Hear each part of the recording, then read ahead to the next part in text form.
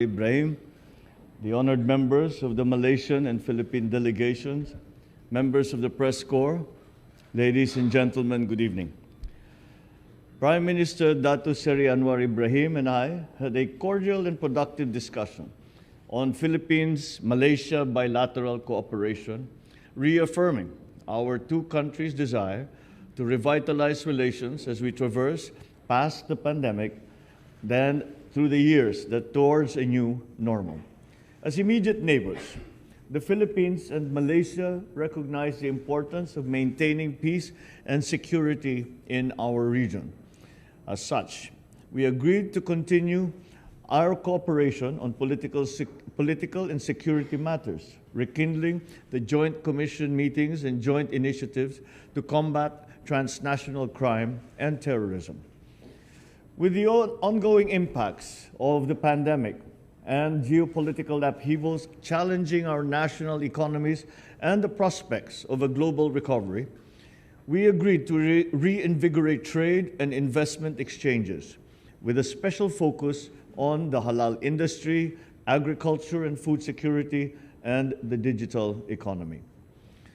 Our shared historic roots are deep, and our cultures enjoy a natural affinity to one another. As such, we spoke of further deepening our people-to-people ties through continued cultural exchanges and tourism. I acknowledge the role of the Philippine diaspora in Malaysia and their contribution to both our economies. And as founding members of the Association of Southeast Asian Nations and the Brunei, Indonesia, Malaysia, Philippines East Asian Growth Area, the Philippines and Malaysia have ASEAN centrality embedded into our regional outlooks. We have thus resolved to support development and peace-building initiatives within this group, including the importance of achieving a resolution to the situation on Myanmar. We commended the progress made towards achieving sustainable and inclusive peace in Mindanao.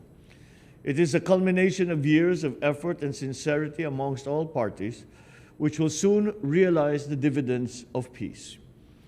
We have recognized the great contribution that Malaysia has made to the peace process in southern Philippines, and we hope that this support that they have shown over the past few years will continue and will continue to contribute to the success of the peace process and the establishment of the Bangsamoro Autonomous Region. I therefore invited Malaysia to continue supporting the Philippine government's efforts to bring development and enhancement to the livelihoods of Mindanaoans. Once again, I thank Prime Minister Anwar for coming to the Philippines, the first head of government I have had the pleasure of receiving during my administration. Your visit is a testament to our enduring friendship as ASEAN brothers who share the same vision of prosperity and of peace. Thank you, Mr. President. On behalf of Aziza and the delegation, I must express my profound thanks and gratitude for the warm welcome. And I believe and concur what you have expressed, the need to not only to reaffirm our commitment to work together, but to enhance Malaysia-Philippine relations, guided by shared interests, multidimensional bilateral cooperation, and vibrant people-to-people interaction. President Marcos Jr., let me assure you that the new administration in Malaysia will be more than happy to further enhance this collaboration. Our bilateral cooperation is multi-sectoral, covering trade and investment, education, health, agriculture, health, tourism, and culture. And I have alluded to earlier how our first generation of Malaysian professionals benefited immensely from the work at Los Baños and some of the known centers of learning in the Philippines. Our defense and security ties are also strong and growing. We share common borders, and to an extent quite porous. Therefore, the collaboration needs to be further enhanced. We agreed to resume the 8th Joint Commission meeting to be led by both foreign ministers this year at a mutually convenient date. It's our turn to host this meeting, and I have advised the colleagues in the Foreign Ministry to facilitate and accelerate this process. We also discussed areas for further collaboration, new and important sectors such as halal industry, food security, which you have placed so much importance and have actually taken impressive strides in this direction. Digital economy, and are among the key areas that I propose as potential cooperation. The President and I also agreed that both countries should intensify efforts to increase the volume of trade and investments. We have had a good beginning, but there's no excuse why we can't further increase the both trade and investment that would be of tremendous benefit to both our countries.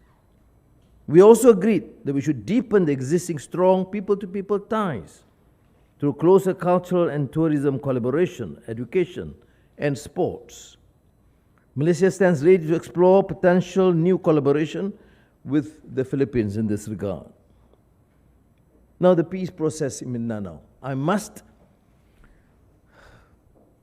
express again my profound thanks and gratitude. This has been a century-long contentious issues that invariably affect the region and in particular Malaysia too. And under your leadership, President, you have seen great strides in this direction. And I think it is only our duty as a good neighbor to support and facilitate the process. And I stand guided, whatever things need to be done at the bilateral, multilateral level to support this endeavor. It has to succeed in the interest of the Philippines and Malaysia and the region, and then utilize this enormous potential to the benefit of our people. Malaysia will also continue to offer assistance to the Bangsa Moro people through various capacity building programs, including through our Malaysia Technical Cooperation Program. In my meeting with the President, I've asked the Philippines assistance and cooperation to expedite the documentation of nationals so that they can be repatriated to the Philippines in a timely manner. And I am pleased that the willingness to facilitate this arrangement in a mutually agreed fashion.